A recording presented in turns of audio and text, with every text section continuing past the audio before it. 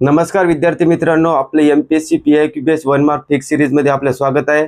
आज आपण नाही का एमपीएससी ग्रुप सी जी मेन झालेली आहे 2025 ची, त्यामधले आपण पीआयक्यू अनालिसिस घेणार आहोत आणि त्याचा नेमका सोर्स काय होता ते बघणार आहोत। आज आपण इको सायन्स आणि मॅथ अँड रिझनिंग बद्दल बघूया आणि सिरीज आज संपवूया, कारण की आपल्याला 2025 साठी नाही का हॉट टॉपिक घ्यायचे आहे, सायन्स, इकॉनॉमिक्स, करंट अफेअर सुद्धा घ्यायचा आहे, ते सुद्धा घेणार आहोत। आणि मागील व्हिडिओमध्ये मी 3 जीएस चे विषय टाकलेले आहे, पॉलिटी, हिस्ट्री आणि जिओग्राफी, ते सुद्धा बघून घ्या। नेमकंच तुम्हाला नाही का आत्ताचा पेपरचा लेटेस्ट अप्रोच सुद्धा करणार आहे पेपर शेडरचा, आणि नेमकं आपण कुठे चुकत आहोत, इजी याच्यात तर चुकत नाही आहोत किंवा पीआयक्यू मध्ये सुद्धा चुकत आहोत हे तुम्ही बघणार आहे। जर आपण पीआयक्यू ऑलरेडी आलेली आहे किंवा त्याबद्दल थोडीशी माहिती आपण जे अनालिसिस करतो ते सुद्धा आलेली आहे, त्याच्यात जर चुकत असेल तर आपण नाही का नक्कीच नाही का मागं असणार आहोत, हे तुम्ही लक्षात घ्या। खूप केलं म्हणजे खूप वाचन केलं म्हणजे आपण निघणार आहोत असं नाही आहे, कमी वाचा परंतु अट काय माहिती आहे का, पाठ करा फक्त, म्हणजे आपल्याला स्ट्रॉंग एलिमिनेशन जमली पाहिजे बा, हा येणारच नाही असं। पाहूया आपण पहिला प्रश्न बघा की विज्ञानचा पहिला प्रश्न होता, कोणता किरणोत्सर्गी घटक अणुऊर्जा प्रकल्पामध्ये इंधन म्हणून वापरतात?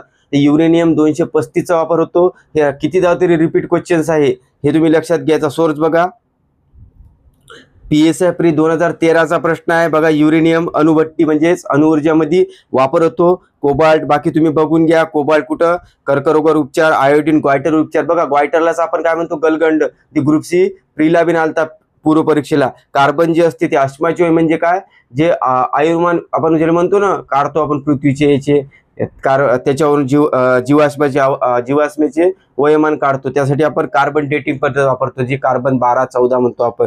म्हणजे बा हे पीएसआय 13 चा प्रश्न आहे, म्हणजे आपण पीआयक्यू किती जुने केले पाहिजे हे तुम्हाला मी सांगितलं होतं, 21,000 आणि जवळपास 20 वर्षाचे केले पाहिजे तुम्ही पीआयक्यू, त्यासाठी 21,000 बेस्ट आहे। त्यानंतर बघा, आणि हे अणुऊर्जा संबंधी नाही का बरेच प्रश्न आहे, तुम्ही पाहून घ्या। राज्यसेवा मेसले तर खूप आहे, विज्ञान व तंत्रज्ञान मध्ये अणु हा टॉपिकच आहे अणुऊर्जा, तर तुम्ही तिथं पाहाल, हे तिथचाच रिपीट क्वेश्चन आहे। त्यानंतर बघा, खालीलपैकी कोणते वनस्पती संप्रेरक आहे? हा प्रश्न सुद्धा बऱ्याचदा रिपीट आहे, याचं उत्तर आहे सायटोकायनिन। मी याच्यावर सुद्धा वनस्पतीचा व्हिडिओ घेतो, फक्त एवढं काय लक्षात, वनस्पती संप्रेरक मध्ये वनस्पतीचे काही संप्रेरक असे आहे की जे नाही का वनस्पतीमध्ये नाही का वाढ घडवून आणते, तर ती कोणती आहे? तर ते सर्वप्रथम ते ऑक्झिन, जिब्रेलिस आणि सायटोकायनिन, याला काय म्हणतो आपण, वनस्पतीमध्ये वाढ करणारे घटक। आणि वनस्पतीमध्ये ज्याला आपण काय म्हणतो घट करणारे कोणते आहे, तर ते आहे इथिलीन, त्याच्यानंतर येते एक येते कोणता, ॲबॅसिसिक ऍसिड, हे 2 घटक आहे। एकूण 5 संप्रेरक आपल्याला, या 5 याच्यावरच नाही का प्रश्न आहे, हे फार इझी आहे कारण की पीआयक्यूच आहे। फक्त आता 5 याचं काय नेमकं करायचं माहित आहे का, त्यांची वैशिष्ट्ये काय आहे, ऑलरेडी पीआयक्यू कशी विचारले, त्यांच्यातला फरक, एवढं जरी लक्षात घेतलं ना, नेमकंच तुमचा हे प्रश्न सॉल्व्ह होणार आहे। तर मी ह्याच्यावर घेणार आहे, पुढचा टॉपिक वनस्पतीच घेणार आहे मी डिटेलमध्ये।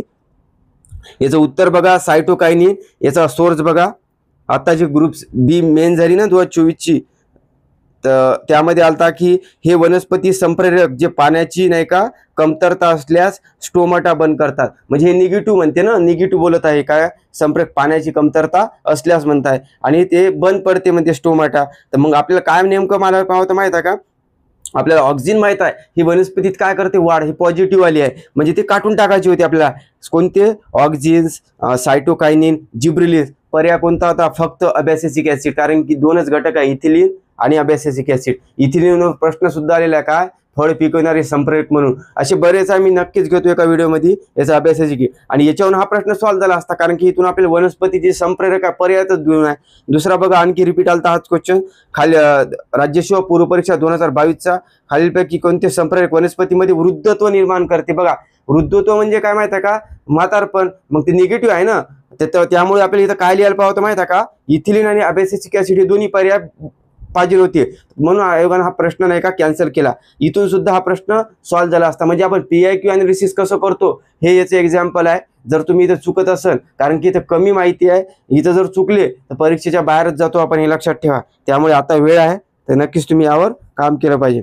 त्यानंतर बघा, नेक्स्ट क्वेश्चन बघा, पहिलं सेंटेन्स बघा, आवाज निर्वात पोकळीतून प्रवास करतो म्हणते, तर विधान चूक आहे, कारण की बा आवाज जे आहे म्हणजे ज्याला ध्वनी असे म्हणतो, त्याचा वेग सर्वात कमी म्हणजे 0 असतो, ते निर्वात पोकळीत असतो, आणि सर्वात जास्त वेग कुठे असते, स्थायू, त्यानंतर द्रव, त्यानंतर वायू, हे आहे क्रम। पण प्रकाशाचा सर्वात जास्त वेग कायच्यात असते तर ते निर्वात पोकळीच असते, उलट आहे. आणि त्याच्यानंतर वायू, द्रव आणि स्थायू म्हणजे ध्वनीच्या उलट आहे. हे आपण कंपॅरिझन करून घेतलं सुद्धा आहे आणि रिपीट सुद्धा आहे. आणि आपल्याला नाही का विचारली जाते ध्वनीच्या वारंवारता, ऑडिबल रेंज, त्यानंतर इन्फ्रासॉनिक म्हणजे इन्फ्रासॉनिक ज्याला म्हणतो आपण साऊंड, त्यानंतर अल्ट्रासॉनिक. तर लक्षात घ्या, सोपा आहे. 20 हर्ट्ज पेक्षा जर कमी असेल त्याला इन्फ्रासॉनिक म्हणतो आपण, इंग्लिशमध्ये लक्षात ठेवायचं, कारण की 20 हर्ट्ज पेक्षा कमी आहे, इन म्हणजे आत म्हणतो ना, असं लक्षात ठेवायचं इंग्लिशमध्ये, तर ते राहील. आणि 20,000 हर्ट्ज पेक्षा जास्त राहिलं त्याला अल्ट्रासॉनिक म्हणतो. तर 20 ते 20,000च्या दरम्यान राहिलं त्याला ऑडिबल म्हणतो, म्हणजे आपण ऐकू शकतो. हेच फरक विचारला होता आणि हे विधान बरोबर आहे. 20 हर्ट्ज पेक्षा बरोबर आहे. गतिमान असणाऱ्या आवाजाच्या स्त्रोताची वारंवारता वेगळी असते, कारण की गतिमान म्हणजे बदलत असले त्याची फ्रिक्वेन्सी सुद्धा बदलणार आहे, वारंवारता सुद्धा बरं आहे, बरोबर आहे. त्यानंतर बघा डॉपलर परिणाम आपण घेतला होता आणि PIQ सुद्धा आहे. गतिमान असणाऱ्या आवाजाच्या स्त्रोताच्या वारंवारतेत बदल म्हणजे डॉपलर परिणाम. मी म्हटलं होतं वारंवारतेत बदल झाला तर लक्षात ठेवायचं, त्याला आपण डॉपलर परिणाम असे म्हणतो. बाकी काहीच लक्षात ठेवायचं नाही, एक ध्वनी संबंधी आहे. बघा PIQचा आहे,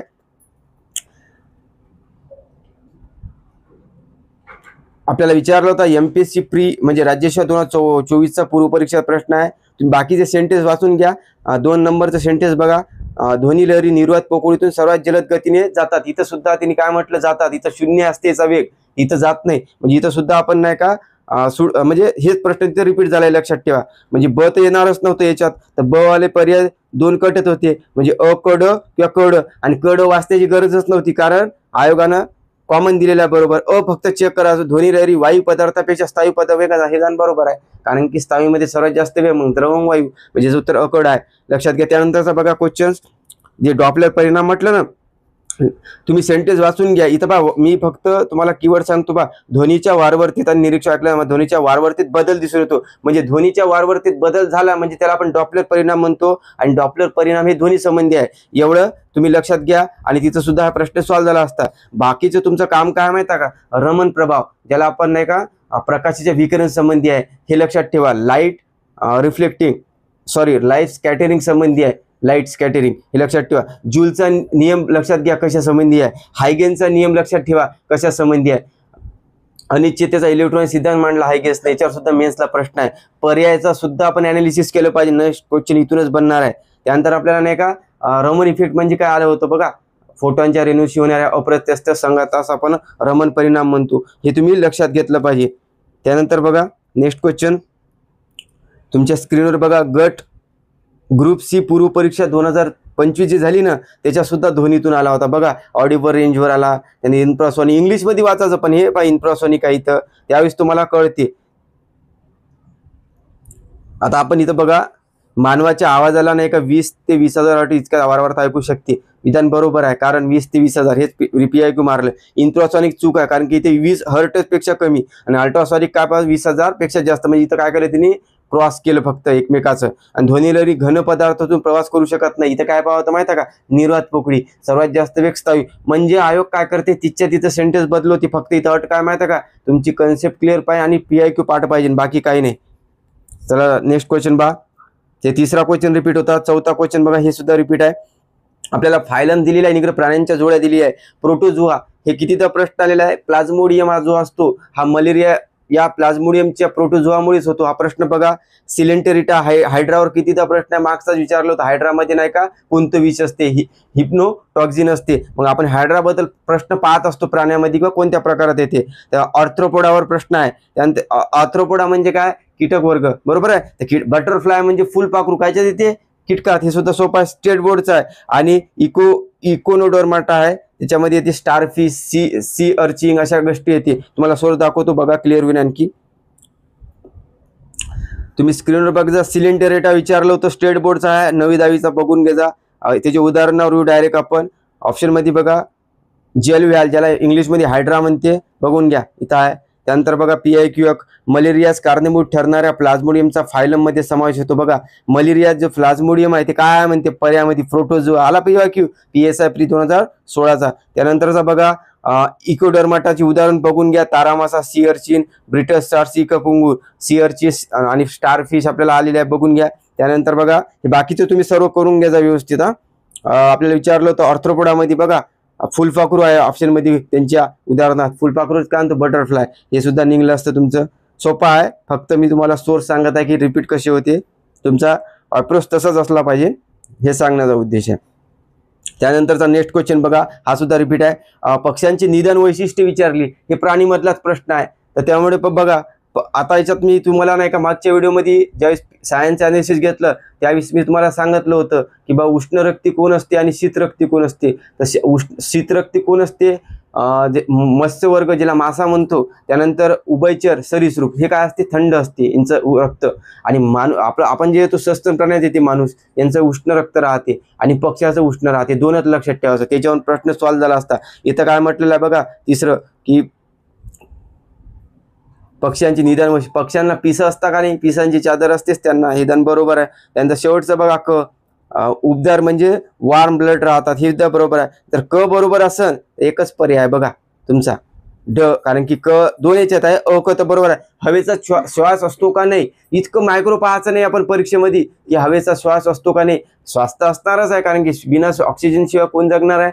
त्यामुळे लॉजिक मारायचं. जर तुम्हाला कळलं नाही की बा नेमकं काय मारायचं तर याचं वरीलपैकी सर्वच मारायचं, ड बरोबर आहे. कारण अशा वेळेस नाही का ज्यावेळेस आपल्याला एखाद्या गोष्टीचा डाटा माहीत नसते त्यावेळेस निगेटिव्ह जायचं नाही, हे लक्षात आलं पाहिजे तुमच्या. नाही तर आपल्याला कसं राहते, मी जसं वाचलं तसंच आलं पाहिजे असं होत नसते. बऱ्याच गोष्टी असतात आपण पाठ करत नाही, त्यामुळे बऱ्याच गोष्टीला गृहीत धरायचं की बा असू शकते का, तर असू शकते तर बरोबर पकडायचं. आणि निगेटिव्ह बोललं तरच ते आपण चुकीचं करायला पाहिजे. आणि ही मेथड कधी वापरायची, आपलं नॉलेज कमी पडत आहे किंवा ज्यावेळेस आपल्याला काही आठवत नाही त्याच वेळेस. आणि हे जे मी बोललो ना तुम्हाला उष्ण रक्ती असतात का, बघा स्टेट बोर्डचा प्रश्न आहे. तिचे आपण जाऊ सेकंड सेंटेन्स बघा, हे प्राणी उष्ण रक्ती आहेत बघा, ॲवच म्हणतो आपण त्याला, त्यांच्या शरीराचे तापमान स्थिर राखू शकतात, म्हणजे बाय उष्ण रक्ती आहे. म्हणजे इथून काय निघलं असतं पर्याय, परंतु ऑलरेडी विचारलेलं आहे PIQ, हे तुम्ही बघून घ्या मागच्या पेपर शीटमध्ये. त्यानंतरचा बघा, सेंद्रिय कचऱ्याचे रूपांतर खत व जैविक वायूमध्ये होणे, याला ही कोणत्या रासायनिक अभिक्रियेचे उदाहरण आहे. स्टेट बोर्डमध्ये दिलेला आहे, परंतु हा प्रश्न जे आहे पर्यावरणाच्या दृष्टिकोनात विचारलेला आहे, राज्यसेवेला बऱ्याचदा विचारलेला आहे, प्रीला आलेला आहे, मेन्सला सुद्धा आलेला आहे. तर बघा याचं उत्तर नाही का, एक तर आपण नाही का एकच प्रक्रिया मारायला पाहिजे, कारण की आपल्याला प्रोसेस विचारत आहे. एकाच वेळेस नाही का 2-3 प्रोसेस उत्तर नसते, त्यामुळे पहिला ऑप्शन तर कसाच मारायचा नाही, 2 तुम्हाला 3 पैकी मारायचा आहे. तुम्ही जवळपास 75% मध्ये आलेले आहे. आता तुम्ही बघा विस्थापन अभिक्रिया की अपघटन प्रक्रिया. अपघटनला आपण डिकम्पोजिशन म्हणतो, जे विघटक म्हणतो ना, हे पर्यावरणाचे आहे, जसं बॅक्टेरिया, त्यानंतर आपण काय म्हणतो विघटक, हे शब्द आहे, प्राथमिक भक्षक द्वितीय भक्षक, हे त्यांच्या कॅटेगरीवर आहे.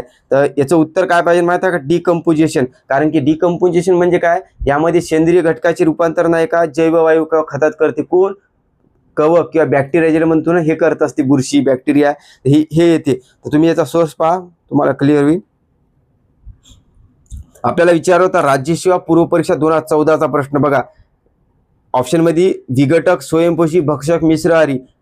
तर विघटकला इंग्लिशमध्ये डिकम्पोजर म्हणतात. परपोषी जीवामधील मुख्यतः सूक्ष्मजीव, बुरशी, मृत पेशीद्रव्यातील क्लिष्ट संयुगे तोडून त्यांचे सोप्या घटकात रूपांतर होते.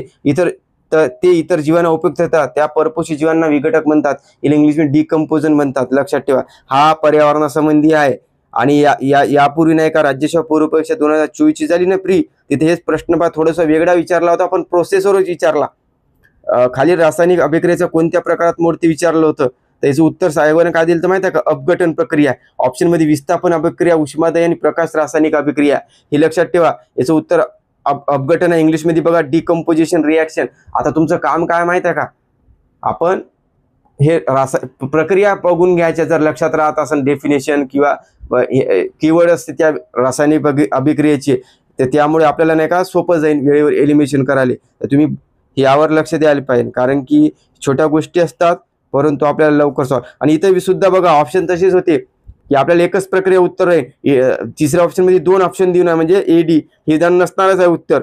त्यामुळे आपण नाही का 3 पैकी 75 मध्ये येतो आपण. आणि याचं उत्तर आयोगाने काय दिलं, फक्त C म्हणजे ऑप्शन 1 अपघटन प्रक्रिया, हे लक्षात ठेवा. त्यानंतरचा प्रश्न बघा, हे सुद्धा नेक्स्ट क्वेश्चन बघा, आपल्याला एक्झाम्पल वळाला विद्युत धाऱ्यावर, सोपा होता, PIQ होता. 220 व्होल्ट घरगुती विद्युत पुरवठ्यावर चालणारा 0.25 एम्पियर विद्युतधारा वाहून येणाऱ्या बल्बची विद्युत शक्ती किती आहे? पॉवर वॅटेज विचारलं. याची सूत्र आहे VIP. व्ही म्हणजे व्होल्ट, आय म्हणजे एम्पियर, पी म्हणजे पॉवर म्हणजे व्होल्टेज मध्ये मोजला जातो. याच्यात जर तुम्ही दिलेल्या किंमत टाकल्या ना उत्तरच येते. आणि हे सेकंदात सॉल्व्ह होते, हे लक्षात घ्या. याचं उत्तर 55 वॅट आहे. याचा सोर्स सांगतो आपण, सोर्सचा सांगत आहोत. ST एप्रिल 2012चा आला बघा. किती वर्षापूर्वी? 13 वर्षापूर्वीचा. मग म्हणजे आपण नेमकं मी तुम्हाला सांगितलेलं 20 ते 25 वर्षाचे प्रश्न तुमचे झालेच पाहिजे. जर 60 वॅटचा विद्युत बल्ब 220 व्होल्ट विभावांतर असलेल्या स्तोत्राला जोडला त्यामुळे वाहणारी विद्युतधारा किती? हे सूत्र आहे VIPचं. किंमत टाका आणि उत्तर बघा. खूप सोपे आहे, हे आपण करायलाच पाहिजे, कारण की सेकंदात सॉल्व्ह करताय ना. आयोग इझी उदाहरणावरच प्रश्न विचारत आहे.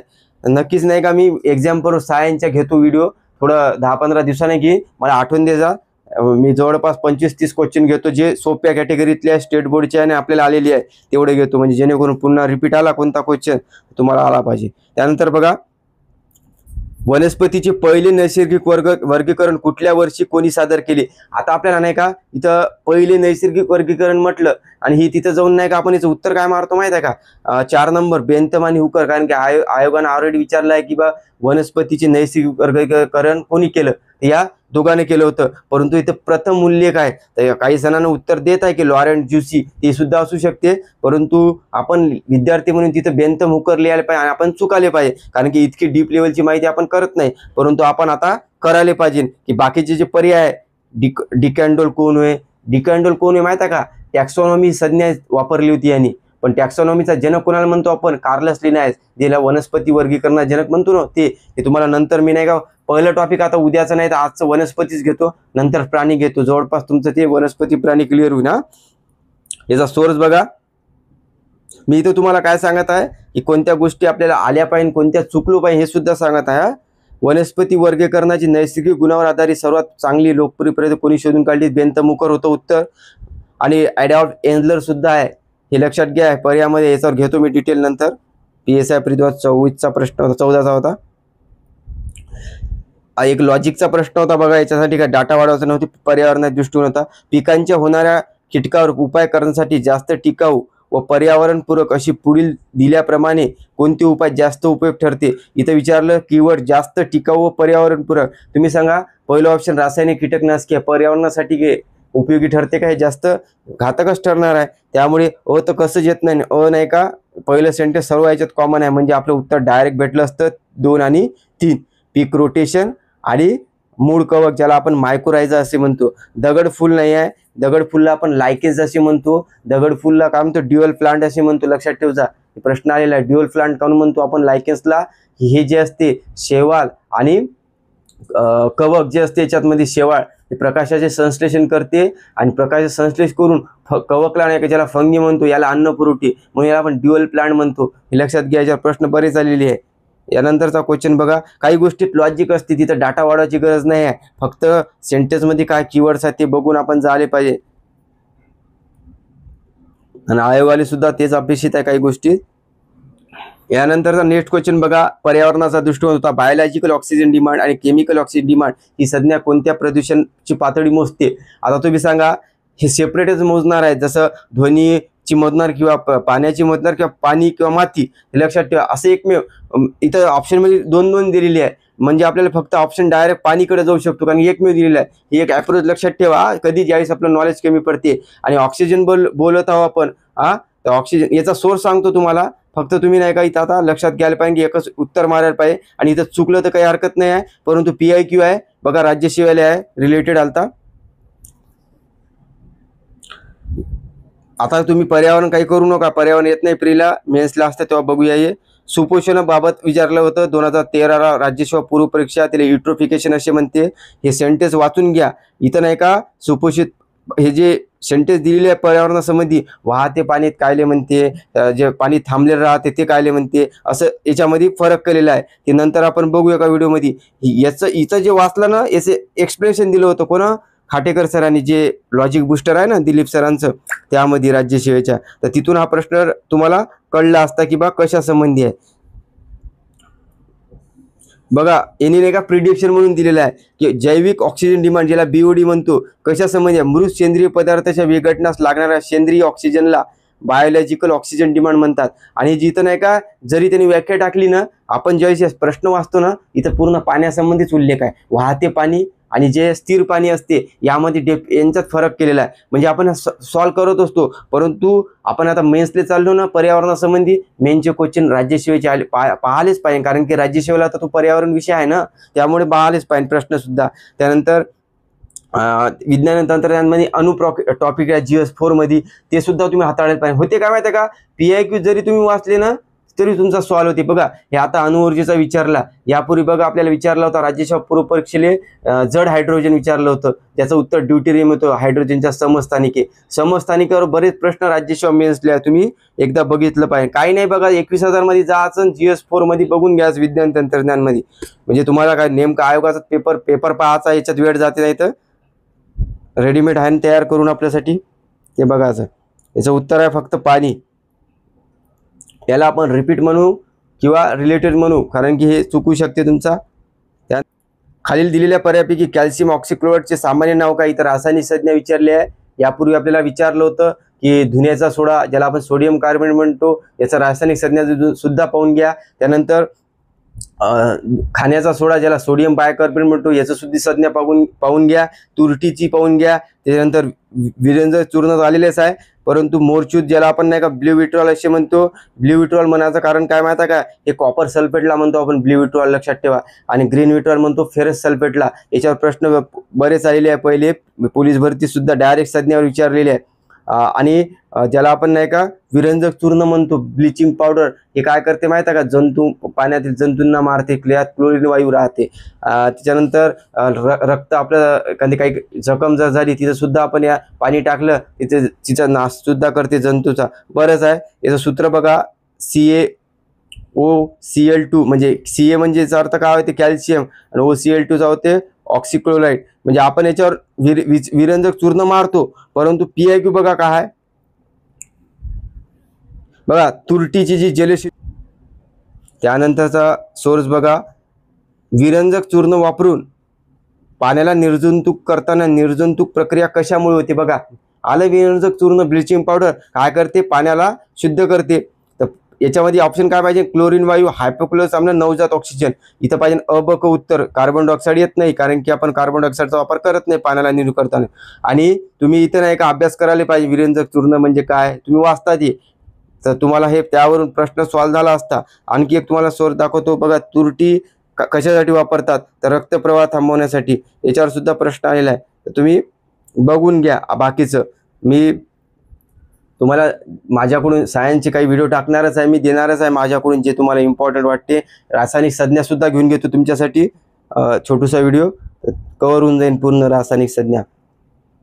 तर अशा प्रकारे विज्ञानचे क्वेश्चन बघितले आपण, बरेच रिपीट आहे किंवा काही PIQ अनालिसिस सुरू आहे. जवळपास 8 ते 9 क्वेश्चन रिपीट आहे. म्हणजे आपण सायन्समध्ये जर कमी पडत असेल तर तुमचा अप्रोच काय असला पाहिजे सायन्सबद्दल, हे तुम्हाला सांगतो.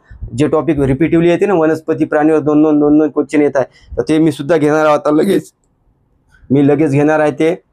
म्हणजे याच्यावरून काय करते, आपल्याला सायन्सचे जे आपण आता 10 प्रश्न बघितले आहे, यावरून तुम्हाला नाही का PIQ रिपीट किती होतात, PIQचा सोर्स काय होता हे कळते तुम्हाला. आणि 2025 साठी काय केलं पाहिजे सायन्ससाठी सुद्धा आपण, ते सुद्धा आपल्याला क्लिअरिटी येते. जर आपण जर या सोप्या क्वेश्चनमध्ये जर चुकत असेल PIQ, तर आपल्याला नाही का नक्कीच नाही का इंट्रोस्पेक्शन करण्याची गरज आहे, आत्मपरीक्षण करण्याची गरज आहे.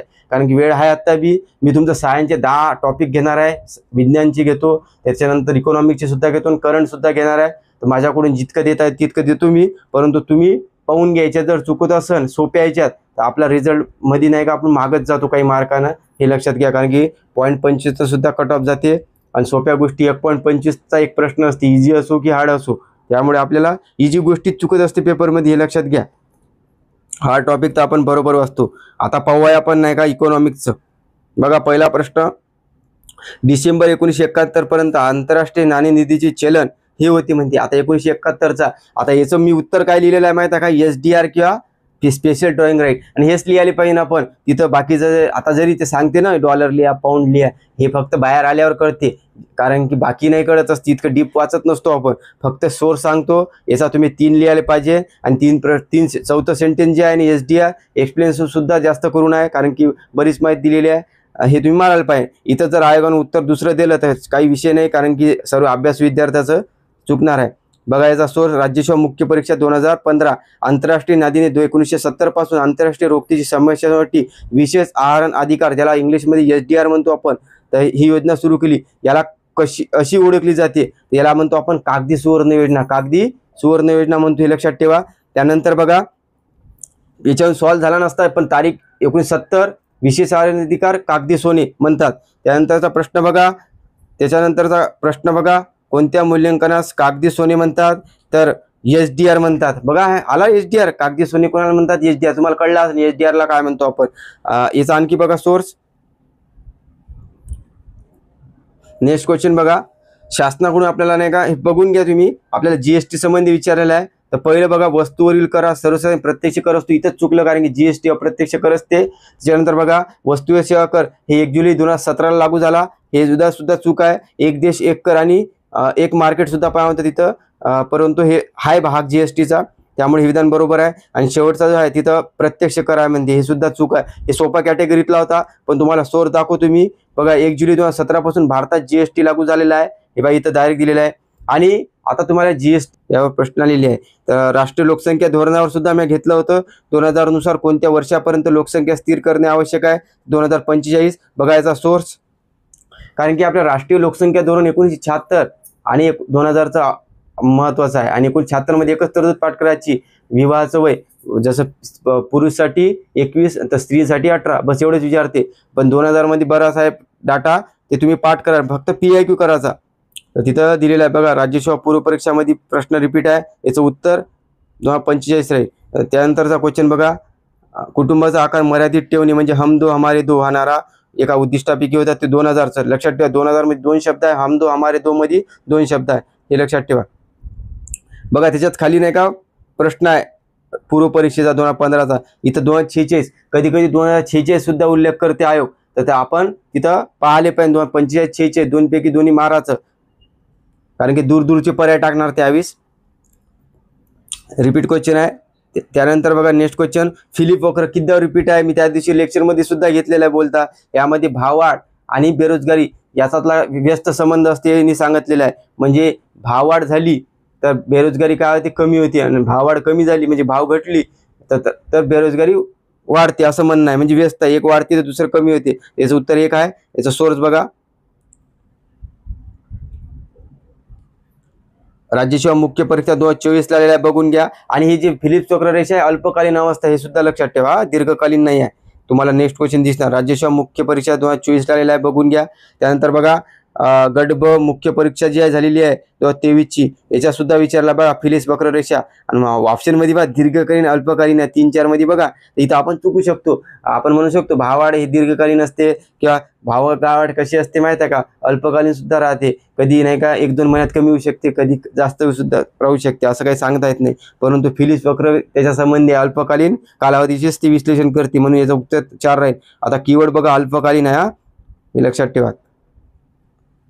नेक्स्ट क्वेश्चन बघा, ज्याला अवमूल्यनवर आला, ज्याला आपण डिव्हॅल्युएशन असे म्हणतो. तर यामध्ये नाही का अवमूल्यनाचा अर्थ दिलेला आहे, चलनाचे विनिमय इतर देशाच्या तुलनेत. म्हणजे इथं लक्षात, चलनाचे विनिमय मूल्य म्हणजे भारताचा रुपया पकडा, आणि इतर देशाच्या चलनाच्या तुलनेत म्हणजे जे फॉरेनचे राहते डॉलर पाऊंड याच्या तुलनेत त्यांची खरेदी शक्ती कमी होते. अवमूल्यन म्हणजे कमीच होणे, मग कमीच होणार आहे, कारण की भारतीय रुपया जे आहे, ज्याची किंमत समजा तर 55 रुपये आहे सध्या, आणि याच्यामुळे काय होते माहिती आहे का, अवमूल्यनामुळे ते डॉलरच्या किंमत 50 रुपये केली जाते, म्हणजे कमी केली जाते, जेणेकरून आपली काय वाढली पाहिजे, निर्यात वाढली पाहिजे, हे उद्देश असते. तर याचा सोर्स सुद्धा सांगतो. छोटे छोटे याच्यावर बरेच प्रश्न आलेले आहे. तर नेक्स्ट क्वेश्चन त्याचा ते सेंटेन्स बघा, दुसरं अवमूल्यनाचा फायदा जे आहे ते आयात वाढते म्हणते, हे चूक आहे. आयात वाढवण्यासाठी नसते, निर्यात वाढवण्यासाठी असते. हे बघा PIQ आहे तुमच्या स्क्रीनवर बघा. यापूर्वी आपल्याला नाही का विचारलं होतं अवमूल्यन किती वेळा झालं, किती वेळा झालं, 3 वेळा, 1949, 1966 आणि 1991% नुसार विचारले आहे. हे तुम्ही लिहायला पाहिजे. पहिले 33%, मग 36%, आणि नंतर नाही का 18%, 22% असं आहे त्यांचं वालं, तुम्ही बघून घ्या ते. आणि तारीख सहित पाहिजे, जशी 26 सप्टेंबर 1949, 6 जून 1966 आणि 1991ला 3 वेळा झालं वाटते, 1, 3 आणि 15 जुलैला, ते बघून घ्या. 19 जुलै महिन्यात झालं ते. याचा सोर्स सांगतो, यावरून तुम्हाला कळते की अवमूल्यन का आहे. तर इथं तुम्ही ॲनालिसिस करता. त्यानंतर बघा जुलै जुलै 1991 भारतीय रुपयाचे 18% अवमूल्यन झाले आणि अवमूल्यनामुळे व्यापार तूट भरून काढण्यात मदत होते. बरोबर आहे, व्यापार तूट म्हणजे काय, आपला घाटा असते, कारण की अवमूल्यनाचा उद्देशच काय राहते, निर्यात वाढवणे. त्यामुळे हे बरोबर आहे. पहिलं सेंटेन्स बघून घ्या, दोन्ही बरोबर आहे. 18% अवमूल्यन दिलेलं आहे, म्हणजे इथं पर्सेंटेज सुद्धा म्हटलं ना तुम्हाला, ते महत्वाचं आहे. आणि छोटाच टॉपिक अर्धा पेजचा आहे आणि फुल मार्क देते. बघा सेंटेन्स पूर्ण, पुढचा क्वेश्चन बघा, तुम्हाला क्लिअर होईल. इथं विचारलं जुलै 1991 मध्ये रुपयाचे किती टक्के अवमूल्यन करण्यात आले. आला प्रश्न, इथं 22.2% दिलं तर आयोगानं उत्तर म्हणजे होतं ऑप्शन मध्ये पहिल्या आन्सर केलं, इथं 18% पाहतं म्हणून कॅन्सल केलता. तर स्वातंत्र्यपूर्व काळात भारत सरकारने भारतीय रुपयाचे अवमूल्यन कधी केले, बघा तेच 3 तारखा आहे. कधी नाही केलं मग 76ले. म्हणजे आपण कमी माहितीत किती चांगल्या प्रकारे परफॉर्म करू शकतो हे लक्षात घ्या. याचा आता ते निर्यात वाढीचा एक प्रश्न आहे बघा. राज्यसेवा पूर्व परीक्षा 2011 म्हणजे जवळपास 14 वर्ष जुना. चलनाच्या अवमूल्यामुळे काय होते बघा, आयात वाढते, निर्यात वाढते. याचं उत्तर काय आहे, निर्यात वाढते. म्हणजे बघा प्रश्न रिपीट किती होत आहे. म्हणजे तुमचं इथं नेमकं काय करायचं आहे, अवमूल्यन ज्यावेळेस असतो पहिले PIQ पाहायचे किती आले, PIQ बघून घ्यायचे कशावर प्रश्न आहे, आणि तेवढी माहिती नाही का तुमच्या संदर्भ ग्रंथातून पाहायची. तुमचा ते प्रश्न कधी चुकणार नाही. अशाच प्रश्न तुम्ही हर गोष्टी करायला पाहिजे. त्यालाच आपण म्हणतो सिलेबस हा छोट्या छोट्या भागात विभाजित करणे. आणि आपला सिलेबस आपण वाचतो कसं, PIQ बेस ओरिएंटेड वाचतो. त्यामुळे नक्कीच नाही का आठवणमध्ये राहील. आणि तुमचं नाही का अशा प्रकारे वाचलं ना, तुम्हाला फील सुद्धा येईल की बा एक मार्क फिक्स होत आहे.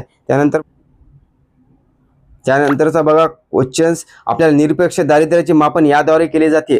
आता लक्षात घ्या, भारतात नाही का दारिद्र्याच्या 2 संकल्पना, एक सापेक्ष दारिद्र्य, निरपेक्ष. पण भारतात निरपेक्ष वापरले जाते कारण की त्यासाठी कॅलरी निकष आहे. तर आपण नाही का PIQ नुसार याचं कॅलरीज उत्तर मारायला पाहिजे. पहिलं उत्पन्न देत आहे बरेच जण, परंतु तिथं आपल्याला उत्पन्न आठवत नाही. आता नेमकं मला म्हणानं तर उत्तर कॅलरी असायला पाहिजे, कारण की इथं उल्लेख नाही आहे भारताचा. परंतु निरपेक्ष दारिद्र्य आपण जेव्हा वाचतो तिथं नाही का कॅलरीचा आपण वाचलेलं राहतो, जसं 2400 कॅलरी ग्रामीण भागात आणि 2100 कॅलरी शहरी भागात. तर त्याचं उत्तर तुम्ही नाही का पहिलं मारावं. आणि इथं जर उत्पन्न उत्तर दिलं तर काही काळजी नाही, याचं चुकलं तरी हे सर्व चुकणार आहे इथं.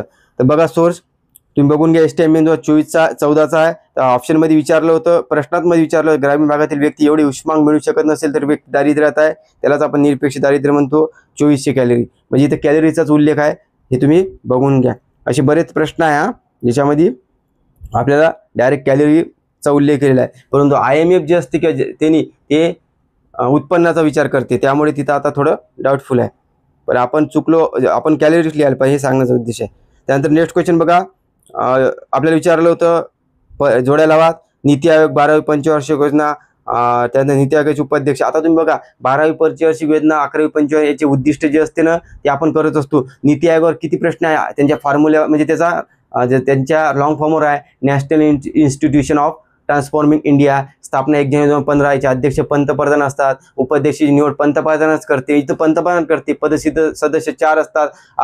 ते थिंक टँक म्हणून काम करते, ग्राउंड भागापासून शिखरापर्यंत जाते. म्हणजे इथं बऱ्याच गोष्टी आहेत जे तुम्ही नाही का PIQ जरी एका जागी लिहून नोट्स मध्ये लिहिली, याची व्हॅल्यू कुठे चुकते कुठे चुकत नाही, तर तरी सुद्धा मार्क भेटते. सोपा आहे, सांगण्याचा उद्देश काय, PIQ रिपीट होते. सर्वच आला असं. आता बघा इथं जलद व शाश्वत वृद्धी म्हटलं, ज्यावेळेस नाही का जलद व सर्वसमावेशक वृद्धी राहिलं त्यावेळेस लिहायचं 11वी पंचवार्षिक योजना. आणि जिथं जलद व सर्वसमावेशक शाश्वत वृद्धी शब्द आला, सस्टेनेबल, तर लक्षात घ्यायचं 12वी. शाश्वत शब्द आला तर 12वी, आणि जर शाश्वत नसला तर 11वी मारायचा. तुम्हाला सोर्स दाखवतो बघा. इथं नीती आयोगाबद्दल सत्य विचारलं होतं, मी डायरेक्ट विचारतो, पाहतो.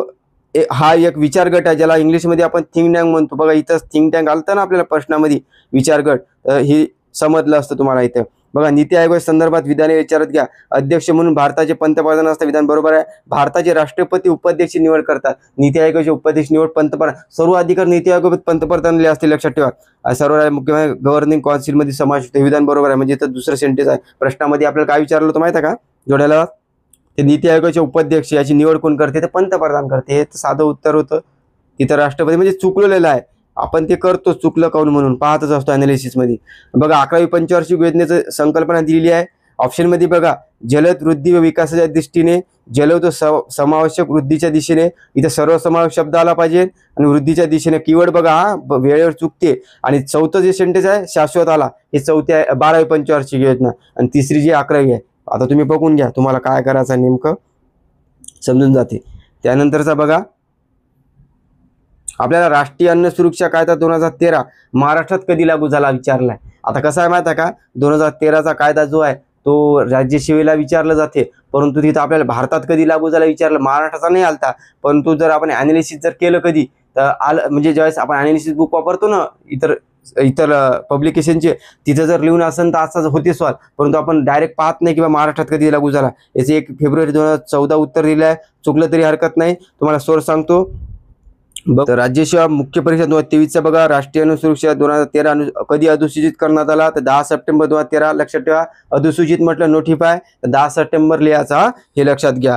तर त्याच्यानंतरचा बघा, तुम्हाला आणखी सोर्स दाखवतो. तर विचारलं होतं बघा स्क्रीनवर, भारत सरकारच्या ग्राहक व्यवस्था अन्न आणि सार्वजनिक पुरवठा मंत्र्यांतर्गत राष्ट्रीय अन्न सुरक्षा कायदा यावर्षी अंमलात आला. बघा, डिसेंबर 2013ला अंमलात आला. आपण नोटिफाय जर विचारलं अधिसूचित तर 10 सप्टेंबर आहे, म्हणजे पहिले अधिसूचित झाला मग लागू झाला. हे तारखा पाठ करा, कारण की वेळेवर फार कन्फ्युजन करते आपल्याला. आपण पाहू आता नेक्स्ट क्वेश्चन्स. याला आपण PIQ ॲनालिसिस बघू, किंवा चुकला तरी काही हरकत नाही, टप पकडू. पण इझी बरेच क्वेश्चन आहे ना रिपीट. आणि हे कसं आहे सांगण्याचं कारण कसं आहे, हे सोपे क्वेश्चन ज्यावेळेस असते ना त्या सेकंदात सॉल्व्ह झाले पाहिजे, हे उद्देश आहे. कारण की याचा टाइम तुम्ही मॅथ अँड रिजनिंगला देता, किंवा तुमच्या जे प्रश्न टॉप राहते त्याला वाचता 2-3 वेळा तुम्ही, हे सांगायचा उद्देश आहे. Next question. चला आपण आता नाही का नेक्स्ट क्वेश्चन पाहू. विदेशी व्यापाराची भूमिका विचारली आहे, लॉजिक न सुटते आणि आपल्या सोर्स सुद्धा दाखवतो. विदेशी व्यापार कशासाठी, परकीय चलन निर्मित होते, लॉजिक न मारतो. आणि विदेशी व्यापारात FDI येते. FDIचा अर्थ काय की भारतात येऊन नाही का इन्व्हेस्टमेंट करा आणि रोजगार द्या आपल्याला. हे त्यामुळे काय होते, म्हणजे भारताचा म्हणजे भारताचा कारभार वाढतो, भारताचा रोजगार वाढते, आणि आणि शेवटी काय होते, GDP वाढण्यास मदत होते. बऱ्याच गोष्टी एकमेकावर आहे, फक्त लॉजिक आहे. श्रम विभागणी बरोबर आहे, कारण की तुम्हाला सोर्स दाखवतो, श्रमाची विभागणी होणार आहे ना, श्रम विभागणी. फक्त निर्यात रचनेत बदल नाही आहे, परंतु इथं असं काही कन्फ्युजन पर्याय नव्हते. आपण 3 मारू शकतो, 3ही बरोबर मारू शकतो, म्हणजे अ ब क. त्यामुळे हे लॉजिकचा प्रश्न आहे आणि PIQ सुद्धा आहे. बघा, आपल्याला विचारलं होतं 2014ला राज्याच्या मुख्य परीक्षा आंतरराष्ट्रीय व्यापाराचे 2 प्रमुख फायदे लक्षात ठेवा, श्रम विभागणी आणि विशेषीकरण. आला श्रम विभागणी विशेषीकरण तर तुम्ही त्याला प्लस घेऊन जाता. त्यानंतर बघा आणखी प्रश्न आला श्रम विभागणी आणि विशेषीकरणावरच. तर खालीलपैकी कोणत्या मार्गाने आंतरराष्ट्रीय व्यापार वृद्धीचे वाहक यंत्र म्हणून कार्य करतो, म्हणजे आंतरराष्ट्रीय व्यापार वाढ करण्याचं विचारलं आहे. पहिलं, विशेषीकरणात चालना मिळते, विधान बरोबर आहे. श्रम विभागणीचे फायदे मिळतात, आला श्रम विभागणी विशेषीकरण, म्हणजे AB ते येणार आहे, तर AB 3 याच्यात आहे, पहिले येणार नाही. किंमत असमानतेचे फायदे नाही, तर किंमत समानता राहते, कारण की ज्यावेळेस असे कंपन्या येत असते तर आपल्याला बघा, आपण मिशो आहे तर आपल्याला कमी किमतीत भेटते ना, तिथं किंमत समानता राहते, त्यामुळे आपण नाही का कमी किमतीत माल घेऊ शकतो. त्यामुळे असमानतेचे फायदे नाही तर किंमत समानतेचे फायदे भेटते. त्यामुळे स्वस्त किमतीत वस्तूची उपलब्धता. बघा, स्वस्तच ऑनलाईन आहे, आपण जिथं जातो दुकानात त्यापेक्षा तिथं स्वस्त भेटते आणि चांगली भेटते. त्यामुळे ABD याचं विधान बरोबर आहे. याच्यावर आपल्याला कसं काही गोष्टी लॉजिकने सुद्धा मारतो आपण, काही गोष्टी पाठांतराच्या असतात, काही गोष्टी नसतात. हे सुद्धा रिपीटच म्हणू आपण. एक URL आलं तंत्र संगणकावर, हे आता काही करायची गरज नाही आहे, हे मेन्स आहे, पण याचा ऑलरेडी रिपीट आहे. URL म्हणजे युनिफॉर्म रिसोर्स लोकेटर. तर बघा PIQ सांगतो तुम्हाला. ASU मुख्य परीक्षा 2015ला आलेला आहे, तुम्ही पाहून घ्या, URLचा लॉंग फॉर्म दिलेला आहे. त्यानंतर बघा क्वेश्चन आलता, माहिती तंत्रज्ञान कायदा 2000 कधी लागू झाला, 17 ऑक्टोबर 2000चा कायदा आहे. समाज कल्याणचा आता झाला ना पेपर मागचा प्रीचा, तिथं हाच कायदा विचारला होता, लागू कधी झाला 17 ऑक्टोबर 2000, तिथून रिपीट आहे आणि त्याचा जुनाही आहे. तुम्हाला दाखवतो, समाज कल्याणचा प्रश्न लावला नाही मी, दुसरा लावलेला आहे.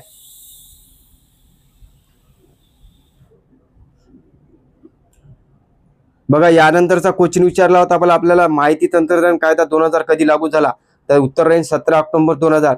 PIQ आहे समाज कल्याण मध्ये प्रीला हाच प्रश्न मारला, तुम्ही बघून घे जा. एक आलता वर्ल्ड हॅपीनेस अवॉर्ड 2018 मध्ये सर्वात दुःखी देश कोणता, तर आपण इथं नाही का उत्तर नाही का अफगाणिस्तान किंवा दक्षिण सुदान पैकी मारायला पाहिजे, बुरुंडी तर कसंच नाही मारायला पाहिजे. याचं उत्तर जरी बुरुंडी आहे, तिथं सर्वजण चुकणार आहे. अफगाणिस्तान आहे सध्या आणि दक्षिण सुदान 2 पैकी मारायला पाहिजे ना, भारत येणार नाही, हे चुकला तरी चालते असा याच्यात. World happiness award. अशा प्रकारे नाही का आपण सायन्स आणि इकॉनॉमिकचे प्रश्न पाहिलेले आहे. आता आपण मॅथ अँड रिजनिंगचे पाहू, नेमकं आपल्याला काय करायचं आहे काय नाही कळणार आहे. बरेच क्वेश्चन रिपीट आहे, कळलं असेल तुम्हाला, तुमचा आता अप्रोच काय असल्यामुळे तुम्हाला नेमकं कळलं असेल. आता आपण मॅथ अँड रिजनिंगचे काही थोडक्यात पाहू जे रिपीट झाले. चला आता पहिला प्रश्न पाहूया. आपल्याला विचारलं तर श्यामा रामपेक्षा उंच आणि लहान याच्यावरला प्रश्न विचारला कंपॅरिझनवर, तर याचं उत्तर अमीर आहे. परंतु याचा सोर्स बघा, ASU मुख्य परीक्षा 2017 आलेला आहे तुमच्या स्क्रीनवर बघा. त्यानंतर ST आहे मुख्य परीक्षा 2017 आलेला, असे बरेच प्रश्न आहे, मी 2 लावलेले आहे. त्याच्यानंतर बघा प्रश्न तुम्हाला सांगतो, खालीलपैकी कोणत्या संख्येला नाही का 8, 9, 10, 11 या प्रत्येक संख्येने पूर्ण भाग जातो. तर असा प्रश्न येणार आहे, आलेला आहे. विभाज्याच्या कसोटी आहे, सोपा आहे. तुम्हाला 11 पर्यंतच्या संख्या विभाज्याच्या कसोट्या दिल्या आहे बुक्समधून बघा, फार इझी आहे. तर सोपं कसं असते माहिती आहे का बघा, मी डायरेक्ट नेक्स्ट शेवटचा ऑप्शन जातो, तुम्ही बघून घ्या. 4, 7, 5, 20. आता आपल्याला 11ची कसोटी काय सांगते माहिती आहे का, एक आड करून नाही का बेरीज करायची, एक आड करून. जसं 4 आणि 5 किती होते 9, आणि एक आड करून 7 आणि 2 9. याचा मायनस केलं तर 0 उत्तर पाहिजे. आलं 0 म्हणजे 11ची कसोटी लागते, किंवा ते 11 आलं पाहिजे, 0 किंवा 11. तर 0 आलं म्हणजे आहे बरोबर. तर तुम्ही असे कॉमन 3 पर्याय तुमचे निघत होते. नंतर बघा 9ची कसोटी काय सांगते माहिती आहे का, त्यांच्या अंकाची बेरीज करायची आणि तिला 9 न भाग गेला पाहिजे. जसं इथं काय करतो, 4 आणि 7 11, 11 आणि 5 16, 16 आणि 2 18, 18 भाग जाते का 9 न, हो, म्हणजे याला 9चा नियम लागते असं. आणि 8ची कसोटी काय सांगते माहिती आहे का, 8ची कसोटी सांगते की लाटचे जे 2 अंक राहते, सॉरी लाटचे बघा 4ची कसोटी सांगते लाटच्या 2 अंकाले नाही का जागी जर 2 शून्य असेल, किंवा लाटच्या 2 संख्येला जर 4 न भाग झाला असेल त्याला 4 न भाग जाते. आणि 8चं कसं असते, लाटच्या 3 अंकी संख्येवर जर 3 शून्य असेल, किंवा लाटच्या 3 अंकीले जर 8 न भाग जात असेल तर ती संख्या नाही का म्हणजे पूर्ण भाग जाते. म्हणजे तुम्हाला 2 अंकी संख्या 4 मध्ये पाहायची आणि 3 अंकी संख्या 8 मध्ये पाहायची, बस. इथं 520 ले भाग जाते, म्हणजे एवढं बघायचं आहे. आणि 10ची कसोटी काय असते, एकक स्थानी काय पाहिजे 0 किंवा 10 एवढं आहे, बस. बाकी काय त्या कसोटीवर आहे. आणि इथं आपल्याला एलिमिनेशन जा लागते, हे तुम्ही लक्षात घ्यायचा. सोर्स बघा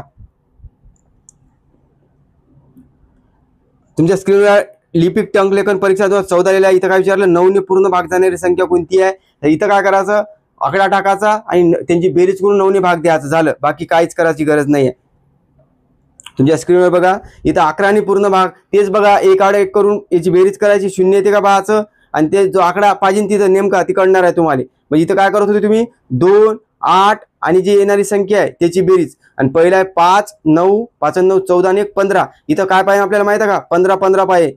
इथं 2 आणि 8 10, इथं 5 पाहिजे आपल्या रिकामी जागा, हे लक्षात ठेवा. तुम्हाला कळणार आहे, ते पाहिल्यावर सोपं जाणार आहे. यापूर्वी सुद्धा आपल्याला असे क्वेश्चन बरेच झालेले आहेत, तर यावरून तुम्हाला असे प्रश्न येत आहे. आणि आपण नेमकं काय पाहिजे, म्हणून तर तुम्हाला मी PIQ अनालिसिस बुक काढून आणायला लावलं, मॅथ अँड रिझनिंगचं, याच कारणाला. कारण की एकाच जागी तुम्हाला टॉपिकनुसार भेटते, आणि नेमकं काय विचारलं तुम्ही लगेच पाहू शकता, वेळ वाचते तुमच्या. चला आपण नेक्स्ट क्वेश्चन पाहूया. बघा, एक ट्रेन पूर्ण प्रवासी घेऊन निघते, तर पहिल्या स्थानकावरती 1/3 प्रवासी उतरवते. म्हणजे डायरेक्ट बघा शेवटला विचारलं तर सुरुवातीची प्रवासी संख्या काढा, म्हणजे किती उतरवते किती चढवतेवर प्रश्न आहे, आता आलेला आहे. आणि 2024चा जे झाला ना कंबाईंड, तिथे सुद्धा आलता बघा. म्हणजे PIQ बघा किती येतात रिपीट, अशा टाईपचे क्वेश्चन तुम्ही करायला पाहिजे. तुमच्या स्क्रीनवर बघा विचारलं होतं, एक स्थानक A पासून काही प्रवासावर एक रेल्वे गाडी सुटते, तुम्ही वाचून घ्या शेवटी. तर किती प्रवासी स्थानकावर B वर उतरले, याच टाईपचा क्वेश्चन आहे. फक्त इथं पर्सेंटेज विचारलं, तिथं आपल्याला डायरेक्ट दिलेलं होतं. म्हणजे आपण या टाईपचे क्वेश्चन करायला पाहिजे, हे तुम्हाला इथून कळलं असेल. काही क्वेश्चन डायरेक्ट रिपीट होतात, तर काही क्वेश्चन्स कन्सेप्ट आली PIQ वरून तरी सुद्धा सॉल्व्ह होत्या. तिथे तुम्हाला टफ गेला असेल असं पकडू आपण.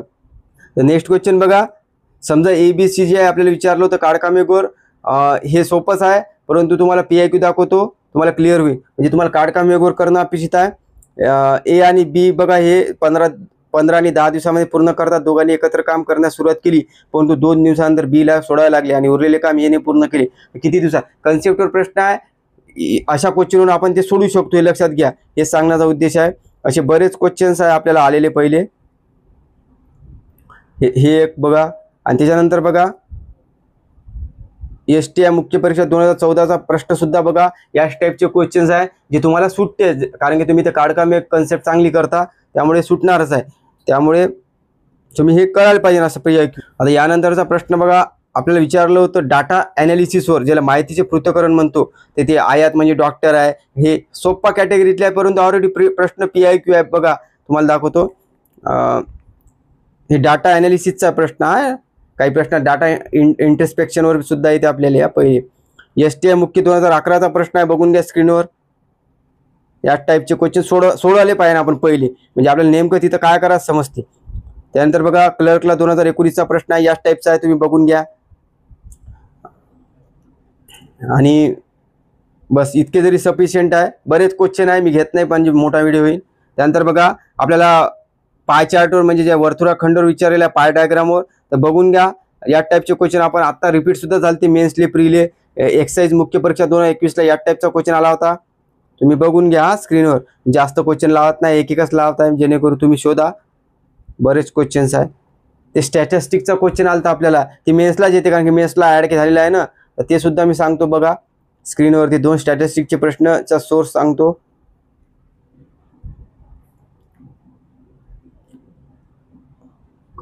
टॅक्स असिस्टंट 2022ला या टाईपचा क्वेश्चन आलता बघा स्टॅटिस्टिकवर. म्हणजे तुम्ही करता असे गरज नाही. त्यानंतर बघा श्रेणीवर प्रश्न होता. एका शेतकऱ्याने 20,000 कर्ज घेतली आणि ही रक्कम ही बघून घ्या. शेवटचं बघून घ्या. पहिल्या हप्त्याची रक्कम विचारली आहे. सोर्स बघा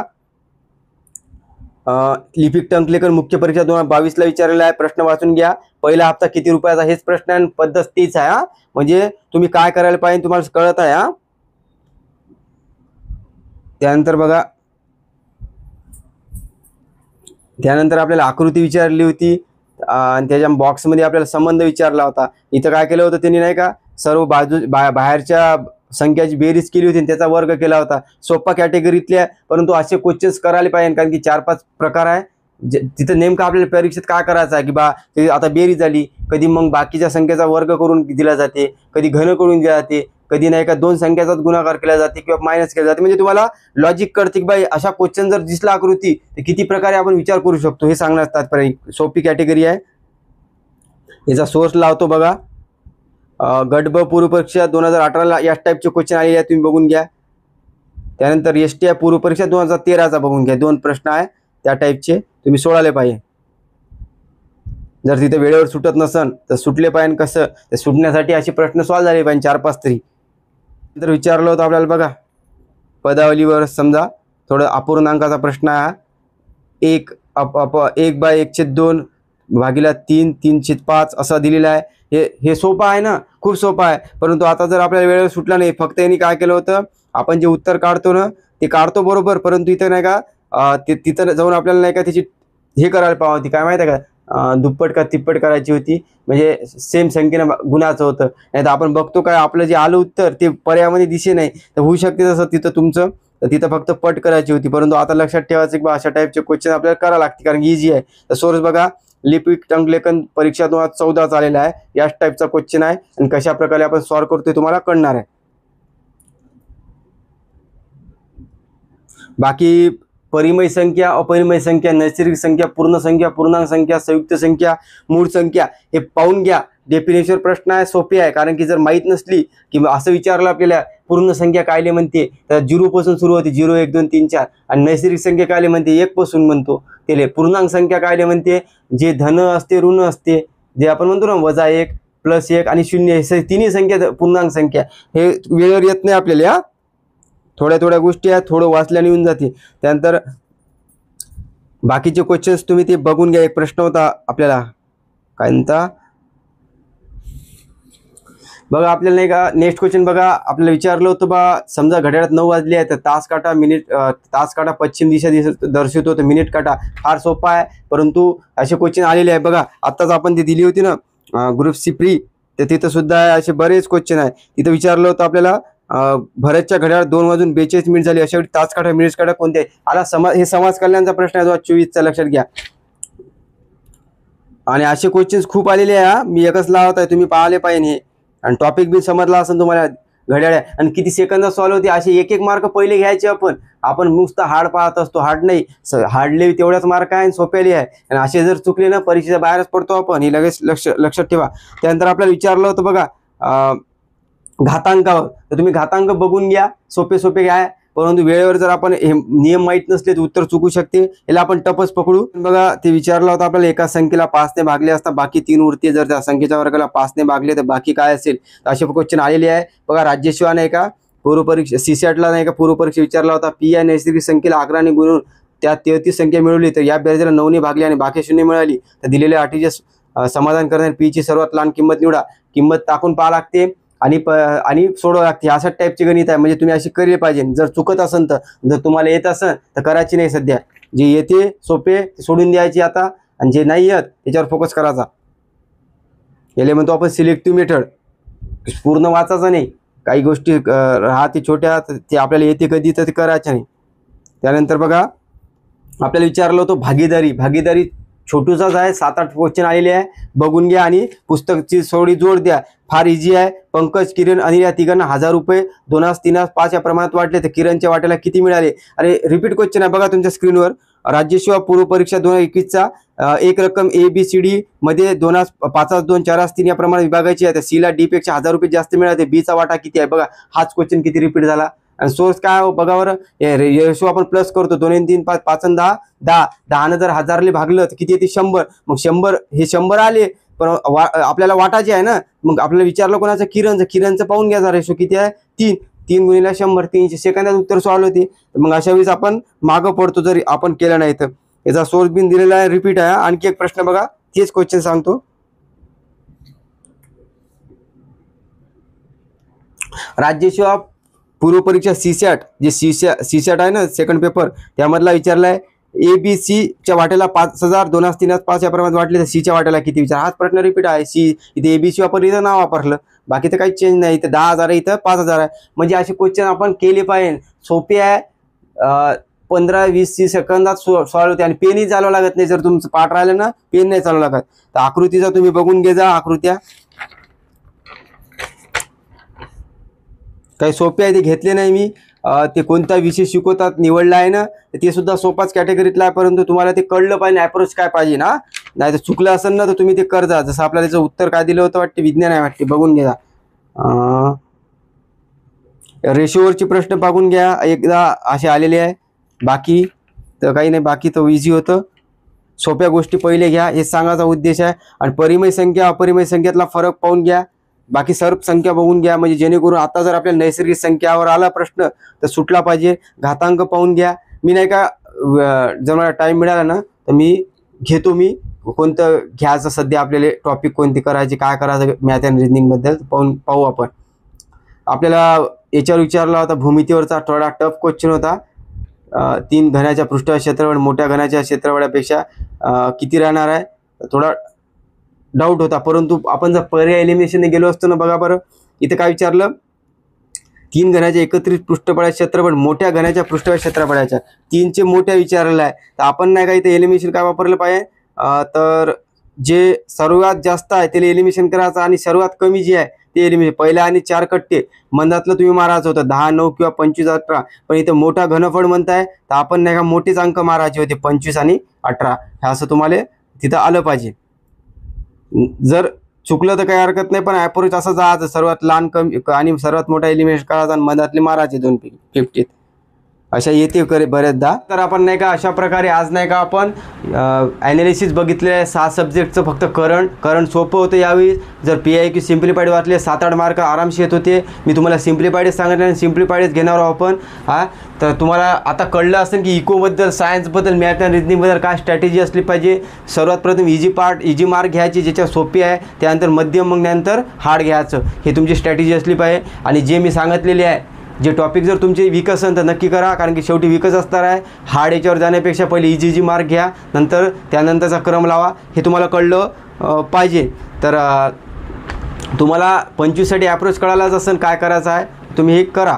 आणि जर आपण नाही का आता 2025वर फोकस करू. आता उद्यापासून नाही का आपण सायन्स, इकॉनॉमिक्स आणि करंट अफेअरचे व्हिडिओ टाकूच जाऊ आपण. आणि बाकीचे जे विषय आहेत GHचे त्याच्यावर जर काही इम्पॉर्टंट असेल तर आपण टाकू, जसे कायदे गिद्यावर तुलनात्मक बोलू. पण आपले हे 3 टॉपिक राहील हॉट, कारण की ह्याच विषयामुळे आपली प्री जाते. गणितबद्दल नाही का तुम्ही करा, कारण की आता सध्या मला सुद्धा प्री द्यावं लागते, वेळ कमी पडते. तर तुम्ही सुद्धा करा. आणि मॅथ अँड रिजनिंगबद्दल जर काही गोष्टी राहिल्या तर नक्कीच मी देण्याचा प्रयत्न करतो. जर तुम्हाला आजचा व्हिडिओ आवडला असेल नक्कीच लाईक करा, कमेंट करा, शेअर करा, सबस्क्राईब करा. धन्यवाद.